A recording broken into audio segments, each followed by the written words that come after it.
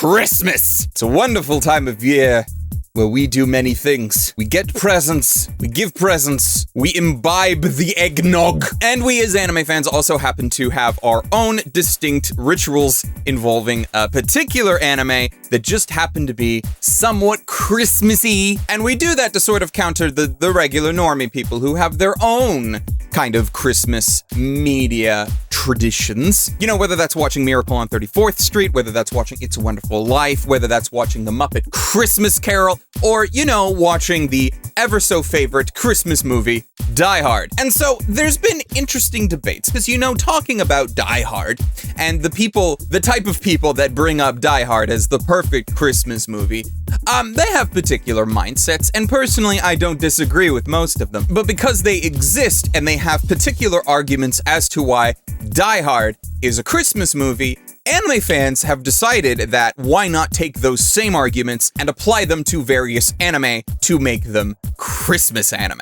Now, there are some very standard Christmas anime, but that's more in the same line as, like, 34th Street and It's a Wonderful Life or Jingle All the Way or whatever have you. Because, like, if someone comes around and says the perfect anime movie to watch on Christmas is Tokyo Godfathers, they would not be incorrect. Tokyo Godfathers is probably one of the best, if not only for its theming and how it relates to not just the season of Christmas, but the spirit of Christmas. Tokyo Godfathers is very good for that, and it's also very self-contained. Unlike a lot of things that people like to bring up when it comes to anime Christmas that kind of have a layer of required watching to them. Even the really good ones. So, like, I wouldn't disagree with someone if they said that Toradora is a good thing to be watching in and around the Christmas season because it has some very powerful episodes that happen to take place on and around Christmas. But also, it's a longer series and it's a bit more of a commitment compared to Tokyo Godfathers' very short, by comparison, movie runtime. Of course, then somebody else, potentially me at some points in my life, would then argue that one of the best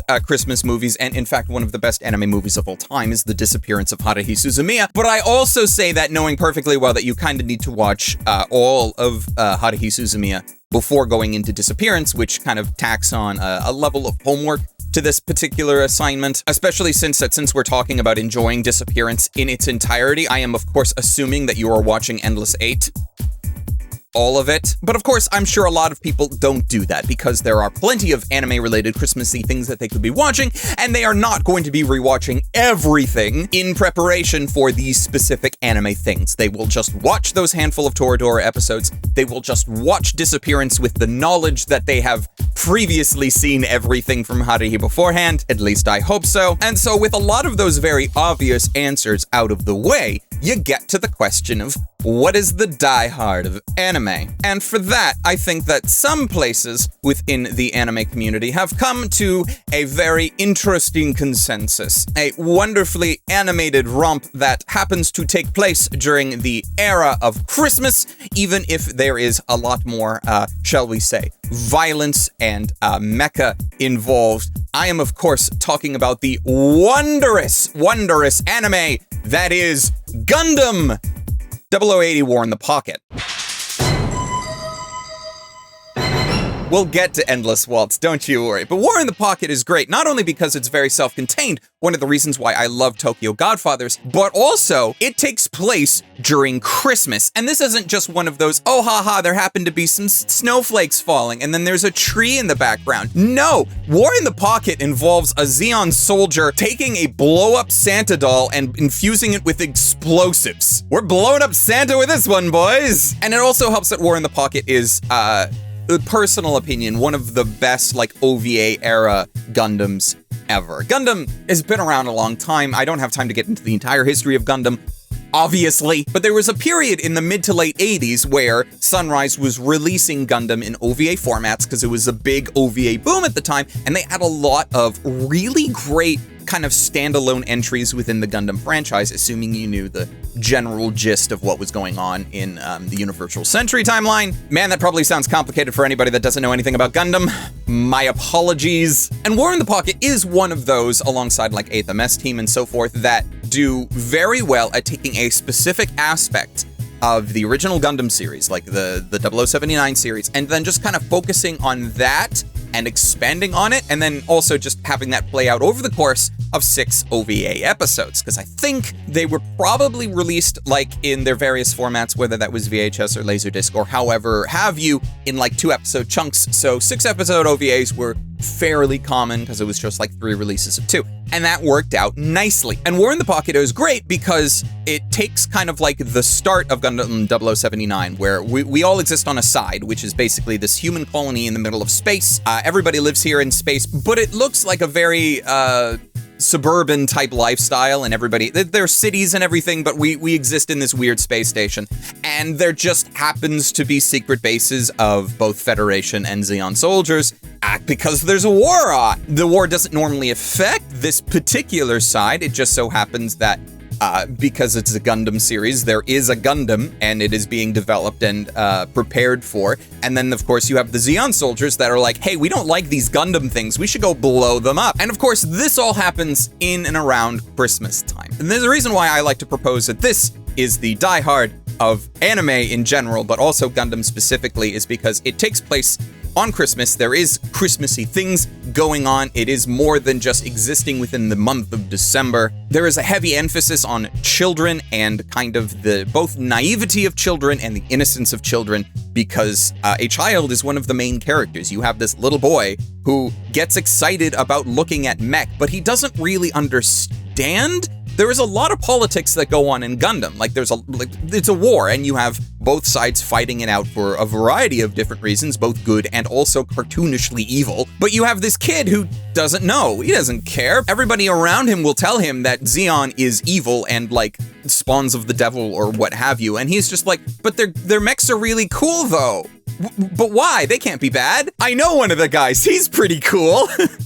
Cut to said guy blowing up an inflatable Santa in order to guide away a Gundam so that he can destroy the Gundam so that his superiors don't launch a nuke on the entire place. I think that's also one of the things that I do like about it, because, I mean, if you really get into Christmas, you end up getting into certain aspects of, well, essentially the religion that helped popularize it, Christianity. And while I am not a theologist or a Christian scholar or even a follower of the faith, you spend enough time around it and you can sort of pick up at least some of the vibes that they like to give off in and around this season. And it is fascinating to me that War in the Pocket decides to take, I suppose, necessarily one of those aspects, in that it tries to portray at least one member of the Zeon forces in a positive light. You have this guy, he's just trying to, be really good at his job, even if his job involves killing people. And it is a bit of a fresh air. It's not like I am sympathetic towards Zeon at all, especially if you watch most of Gundam, you shouldn't be. But also I can relate and appreciate the fact that traditionally,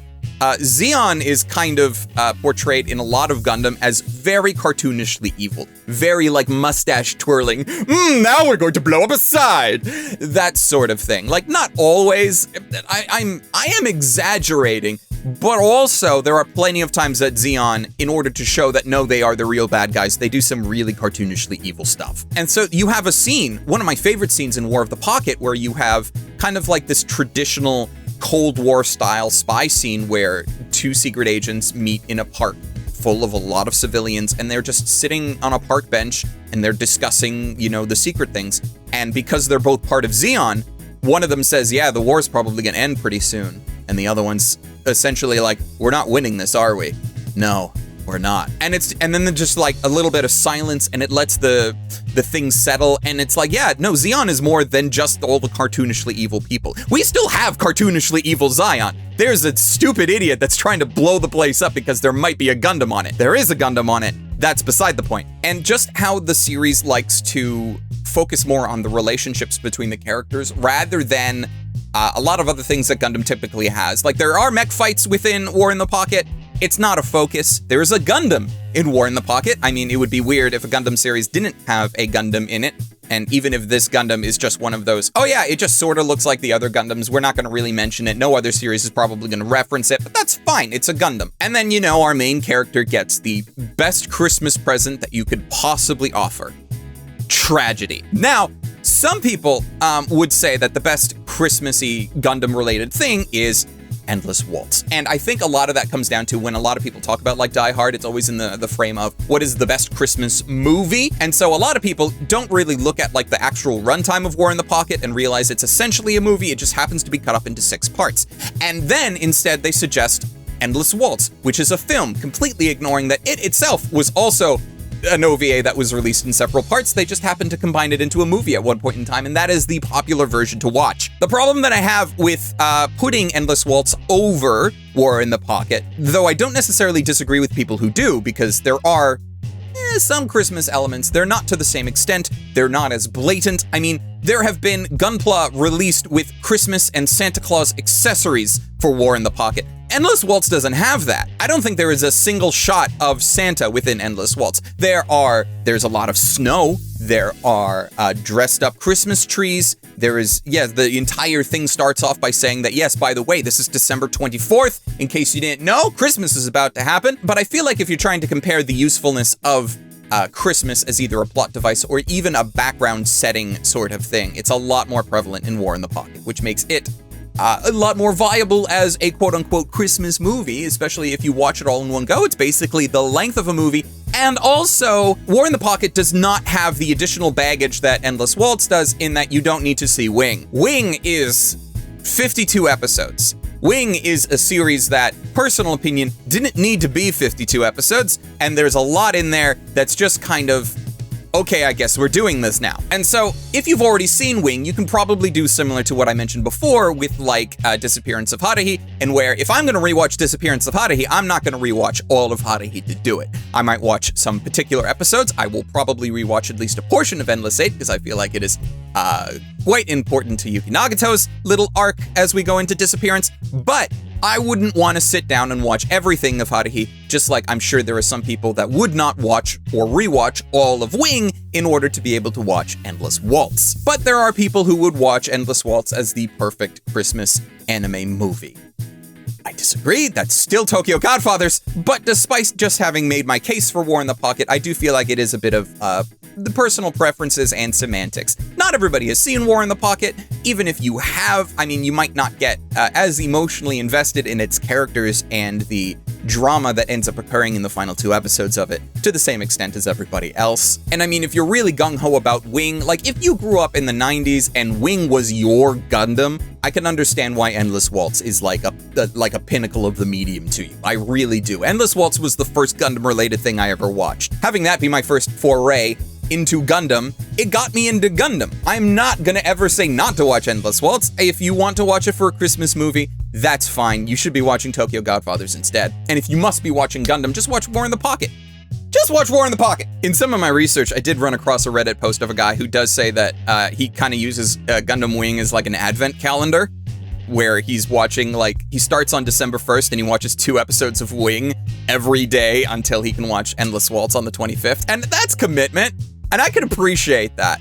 I mean, I do similarly with other things. One of my favorite video games, which is right there, is Cyberpunk Bartender Action Valhalla, and it is a story that takes place over the month of December, and I play a chapter a day starting on the 6th, I think, is the first day of the month that the prologue of that game takes place, and that's kind of my yearly advent calendar, on top of all of the various different anime things that I'm able to watch in and around the Christmas season when I have time, which now will probably include a yearly rewatch of Gundam 0080 War in the Pocket. The only reason I would say that it wouldn't, and I think this sort of applies to Endless Waltz as well, or maybe Endless Waltz has the one-up in this regard, depending on how you take to it, is that the ending of War in the Pocket's a little depressing. It's a bit of a down note for, you know, something to be recommended on Christmas time. At least Die Hard, like, we all talk about Die Hard. Die Hard, right? Die Hard at least has a pretty good ending, as far as, like, being somewhat upbeat and somewhat kind of nice. War in the Pocket is not that. I'm not gonna tell you what happens, but it's a little depressing. It very much answers the question of, hey, what's this little boy doing in the middle of a war? He's not dead. At least any of the named ones. Someone probably got injured when the various mechs go rampaging through the city. But, you know, collateral damage and all that. But that would kind of be a thing that could stop me doing a yearly watch of War in the Pocket. It depends on my mood, and it depends on how I'm feeling. But, like, even so, I would say that if you're wanting to watch something anime related at Christmas, and you're kind of more of the type of person who would argue that Die Hard is a really good Christmas movie, War in the Pocket. War in the Pocket. As I'm sitting here, though, I'm not entirely sure where that you can go and watch it. I completely forgot that I should have looked that up before turning the camera on, so I will probably, if it is possible to stream that in most North American locales, I will hopefully put a link for War in the Pocket down in the description somewhere for you to click on. And if it's not there, I'm sorry. I'm not even sure if the DVD I'm not sure if it got a Blu-ray release. I'm not sure if the DVD set got a re-release at any reasonable point in time, but maybe you can pick one of those up for cheap from somewhere, if you're lucky. I know Gundam has historically not been cheap, if my copies of Turn A are anything to go by. Or heck, even my copies of Wing. But you should go watch that. Go watch Endless Waltz. Go watch Toradora. Go watch Disappearance of Haruhi.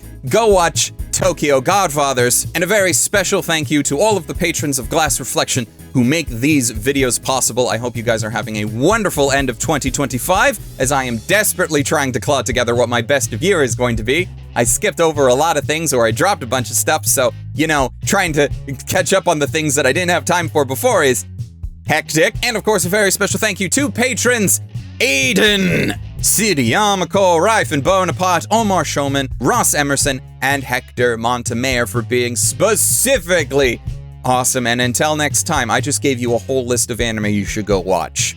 So if you haven't, watch more anime and stay frosty.